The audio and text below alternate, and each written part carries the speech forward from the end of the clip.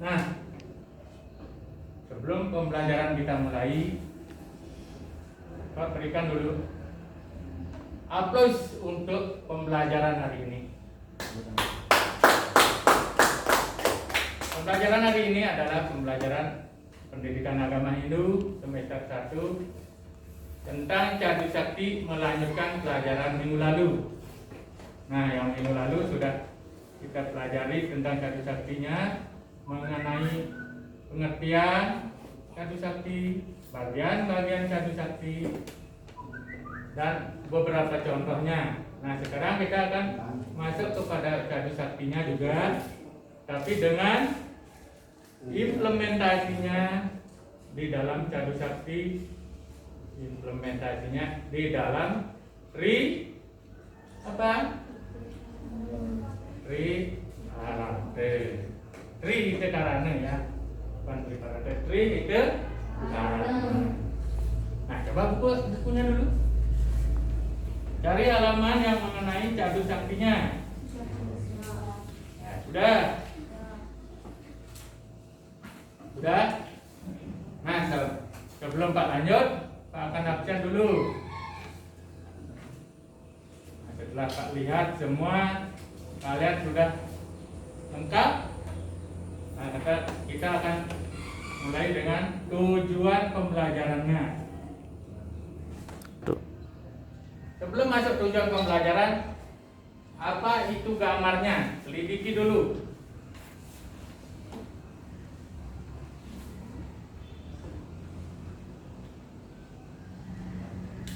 Sudah? Sudah?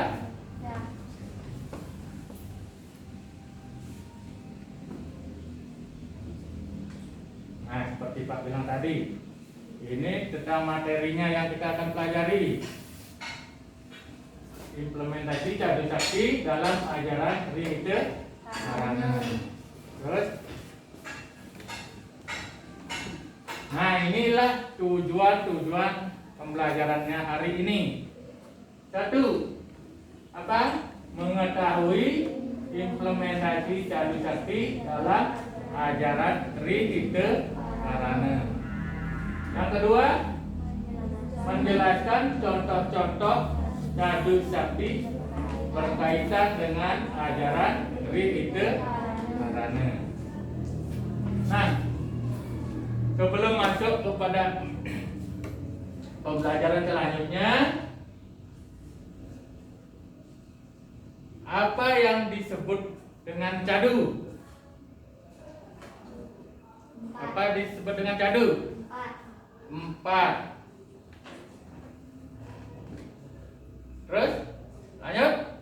Apa artinya sakti? Sakti artinya kekuatan. Nah, sekarang kepada pengertian Tri Ida Karana di dalam Cadu Sakti. Tri Ida Karana secara etimologinya berasal dari kata Tri Ida dan Karana. Tri artinya apa? 3. Terus Ida berarti kebahagiaan. Bagus. Yang lagi satunya apa? Karana. Apa artinya? Penyebab ya. Jadi Tri Ida Karana mempunyai pengertian apa? 3 penyebab hubungan yang harmonis untuk mencapai kebahagiaan. Nah, itu.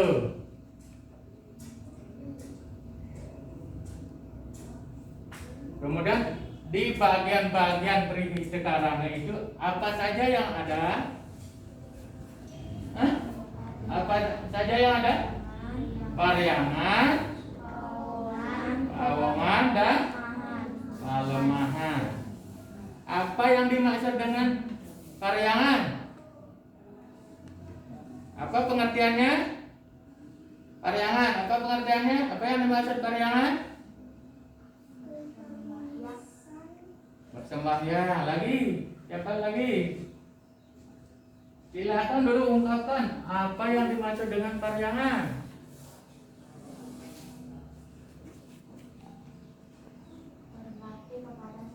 Berbakti kepada Sang Yang Widi. Yang lain?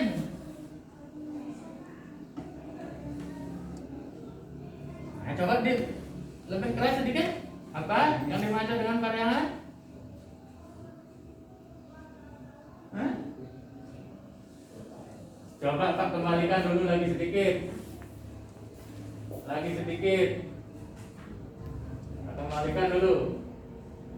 Tujuannya itu. Nah, kemudian sekarang ada kata paryangan. Apa pengertiannya paryangan?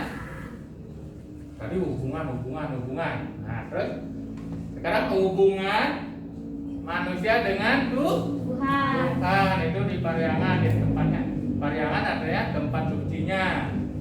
Makanya menjadi paryangan itu adalah hubungan tentang manusia dan Tuhan atau ide Sang Yang Widi. Bawangan ulang ya. Bawangannya dulu. Hubungan manusia dengan manusia. Di mana timbul manusia dengan manusia? Di mana timbulnya? Hubungan yang harmonis antara manusia dengan manusia di mana timbulnya? Di bawangan, di tempat irage. Yang pertama di keluarga, kemudian yang kedua di masyarakat, ketiga ada lagi di mana? Di sekolah dan lain sebagainya. Kemudian kelemahan apa yang dimaksud kelemahannya? Hubungan manusia dengan alam, lingkungan, sama. Misalnya kita hidup di sekitar hutan, bagaimana caranya menyayangi hutan supaya tidak menimbulkan apa? Erosi. Boleh menebang, tetapi harus ditanami kembali. Kemudian hubungan lain lagi yang di lingkungan atau di kelemahan. Apa lagi?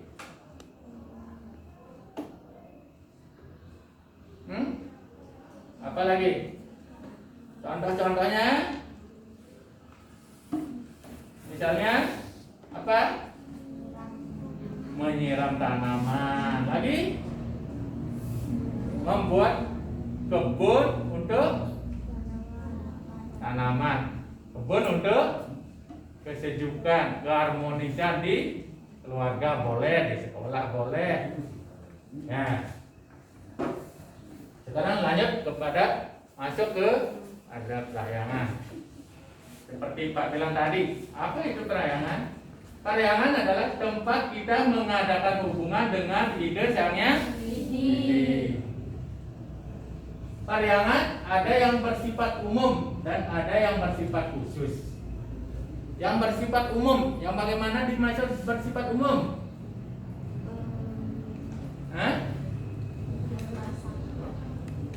Yang dimaksud tempat umumnya di dalam mengadakan persembahyangan yang bagaimana? Yang diakui oleh seluruh umat, yang boleh sembahyang di tempat itu oleh seluruh umat. Misalnya di mana? Di Pura Besake lagi, di Pura Golawa lagi, banyak tempat. Di Keras Pura Sari lagi, Pura Batur lagi.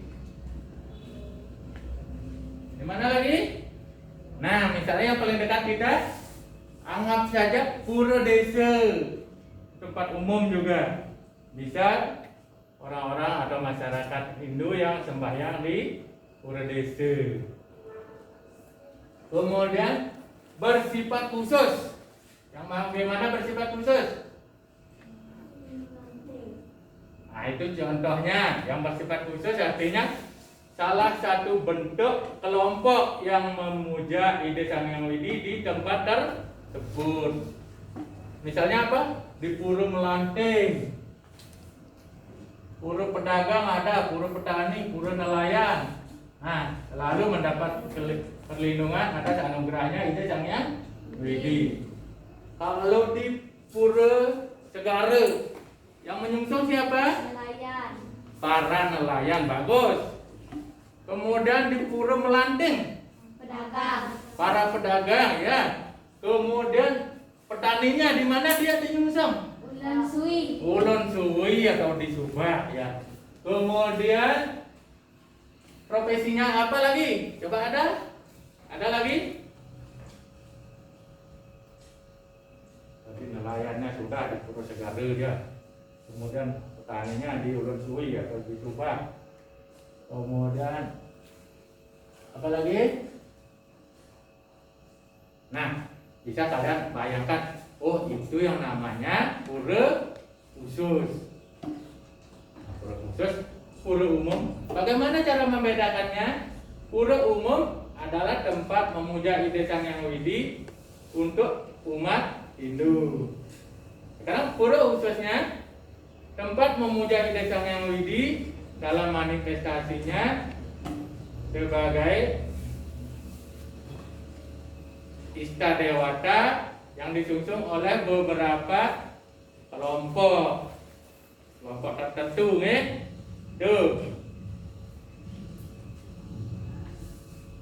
Terus yang kedua tentang apa? Pawongan. Tentang pawongan dalam Wida Karana. Apa pengertiannya? Apa pengertiannya daripada pawongan? Kemanusiaan. Pengertiannya adalah manusia sebagai makhluk sosial, saling ketergantungan satu dengan yang lain. Tuh. Bolehkah kita hidup sendiri atau bisakah hidup sendiri? Tidak. Nah, kita memerlukan orang lain. Oleh karena itu manusia perlu menjalin kerjasama yang baik supaya tercapainya apa? Keharmonisan. Hubungan baik dengan orang lain di mana saja itu, bisa dengan anaknya, anak dengan orang tua, bisa keluarga dengan keluarga lain, bisa anak di sekolah dengan teman-teman seperti sekarang, bisa juga di masyarakat. Kalau di sekolah dengan siapa menjalin hubungan supaya harmonis? Lagi dengan siapa? Dengan teman, dengan guru, dengan siapa lagi? Dengan anggota warga sekolah. Ada di sana mungkin nanti ada penjaga sekolah. Perlu juga harmonis, perlu juga mengadakan hubungan. Kalau yang ketiga bagiannya apa? Pelemahan. Pelemahan adalah alam lingkungan sekitar kita. Apa yang ada di sekitar kita, apa yang ada di saat ini, selain yang tadi, itulah yang namanya pelemahan. Pelemahannya tempat iraga berpijak, termasuk bumi ini dan lain sebagainya.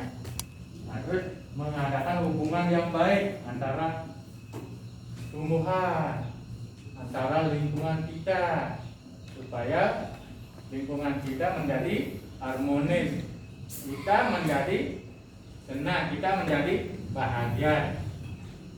Alam lingkungan juga sangat menentukan kehidupan kita, sehingga kita patut memperhatikan dan melestarikannya dengan baik. Seperti apa? Menanam pohon. Lagi? Membuang sampah pada tempatnya. Lagi? Ada lagi?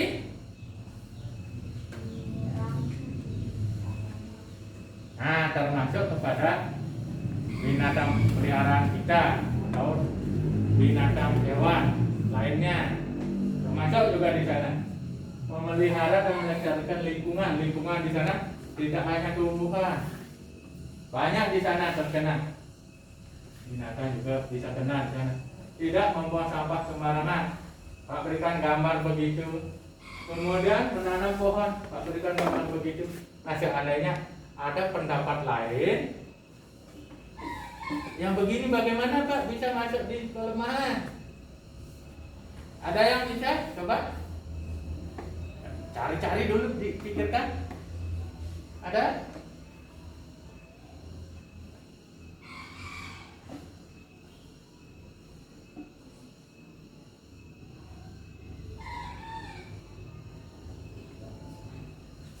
Ada?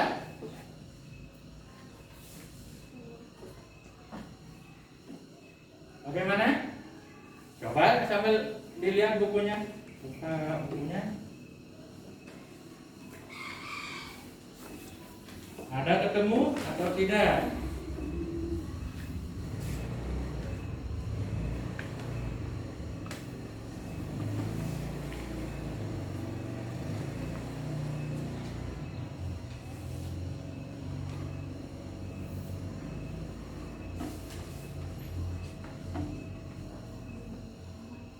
Hah? Coba lebih keras. Tidak membunuh hewan. Ya, juga masuk di sana. Supaya mencapai keharmonisan. Apalagi? Ada.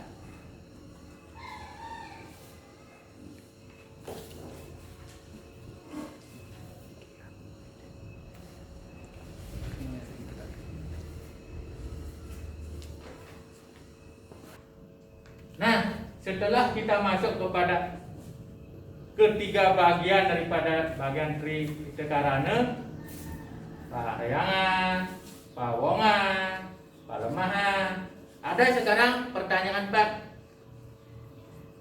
yang termasuk pura usus. Coba sebutkan minimal 2. Saya pura Coba. bawah dan besake. Coba yang lain. Coba yang lain. Bagaimana? Jelas pertanyaan Pak apa tidak? Hah? Jelas ya. Minimal 2 yang Pak minta. Pura besake dan pura Bulawa. Bulawa. Nah, sekarang coba sebutkan bagaimana cara memelihara atau mencapai keharmonisan untuk pelemahan kita, untuk kehidupan kita. Bagaimana caranya? Ya, coba. Tidak menebang pohon. Tidak menebang pohon. Coba yang lain. Menanam pohon. Menanam pohon kembali, ya. Tidak membuang sampah. Nah, ketiganya sudah termasuk. Ya, kalian yang belum cepat dapat jawabannya bisa lagi memikirkan berikutnya, ya. Sudah. Nah, karena kita sudah mengambil contohnya, Pak sudah meminta masukan kalian, apa yang dimaksud ini sudah kalian jawab. Nah, kita akan lanjutkan sekarang mengenai manfaatnya. Manfaat daripada mempelajari Tritekarana. Apa manfaatnya? Agar kita mampu menciptakan suasana kehidupan terasa aman dan nyaman. Pertama, nyaman di keluarga, nyaman di masyarakat, nyaman di negara dan sebagainya. Saat kita waktu sembahyang memohon apa? Memohon keselamatan. Kemudian kita terjun ke masyarakat atau kepada tetangga, itu termasuk di pawongan. Misalnya ada yang mengerjakan sesuatu, kita bantu. Nah, itu termasuk di pawongan. Kemudian kita disuruh atau mendapat tugas untuk menanam pohon atau mengadakan penghijauan, itu termasuk di bagian apa? Palemahan. Seperti membuat kebun, membuat pot, itu termasuk di kelemahan.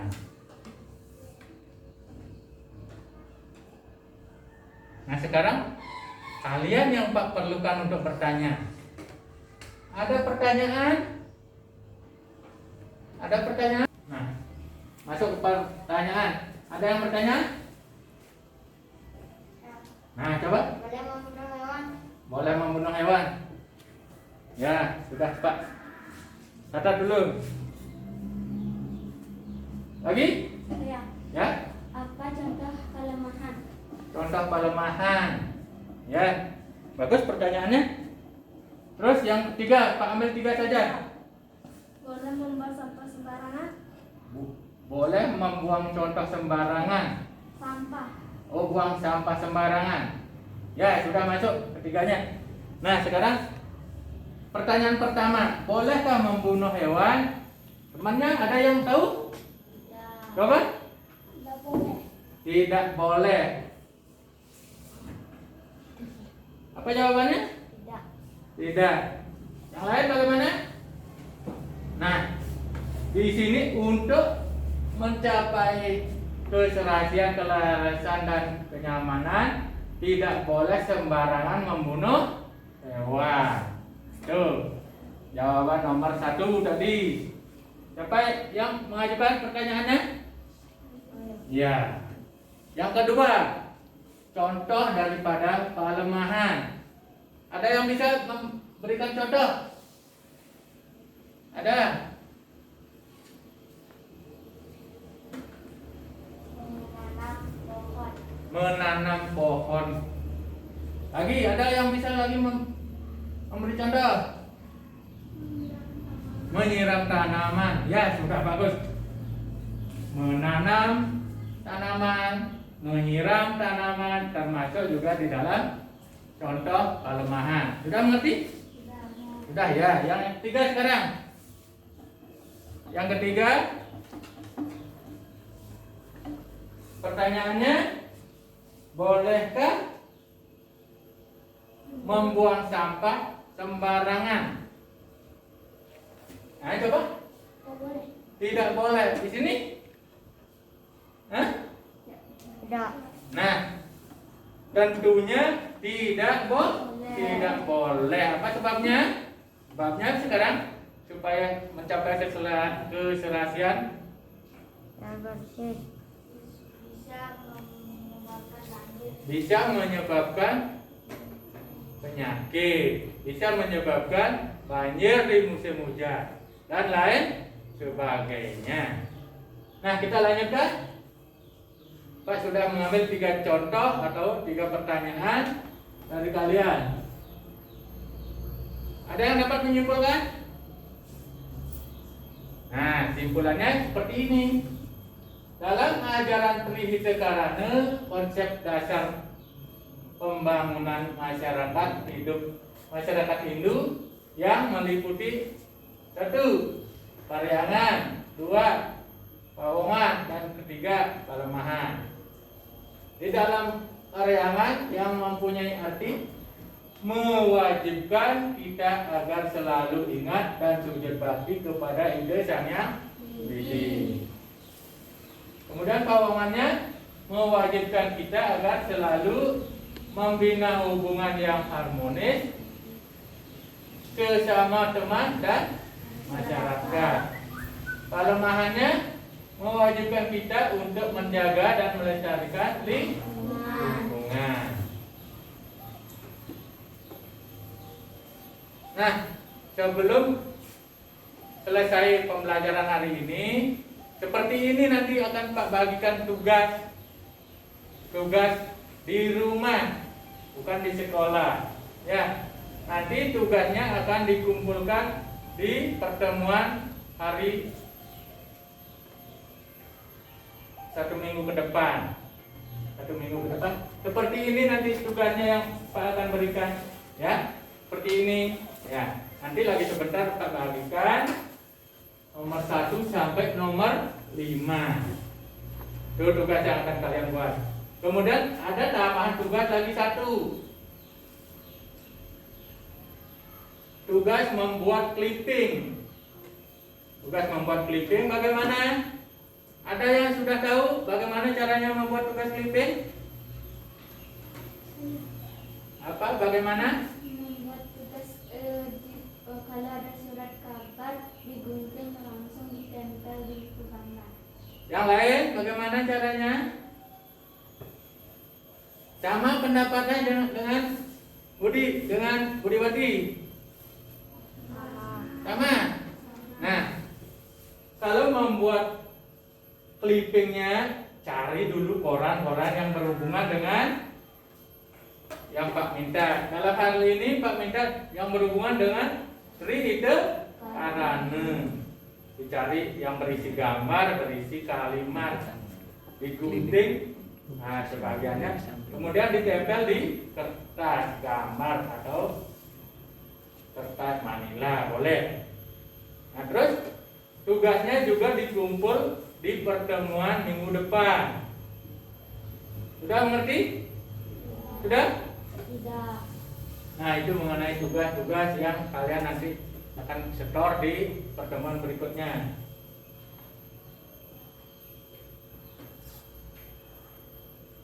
Nah sebelum Pak akhiri, ini kertas atau tugasnya yang kalian akan buat. Tolong kalian ngambilnya ke depan ya. Satu-satu bergiliran.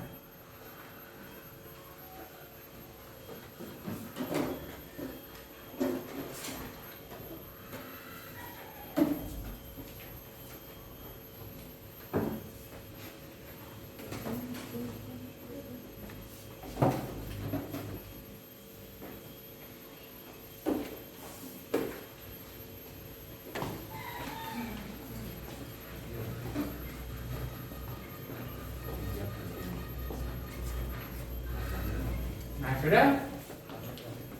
Nah, untuk pembelajaran hari ini tentang Dadu Sakti dan dalam implementasinya dalam Sri Hide Karane sudah kita lalui. Nah, untuk itu sekarang kita akan tutup dengan Paramo Sati. Ada asate. Paramus Santi Kawiten. Oh. Santi. Oh.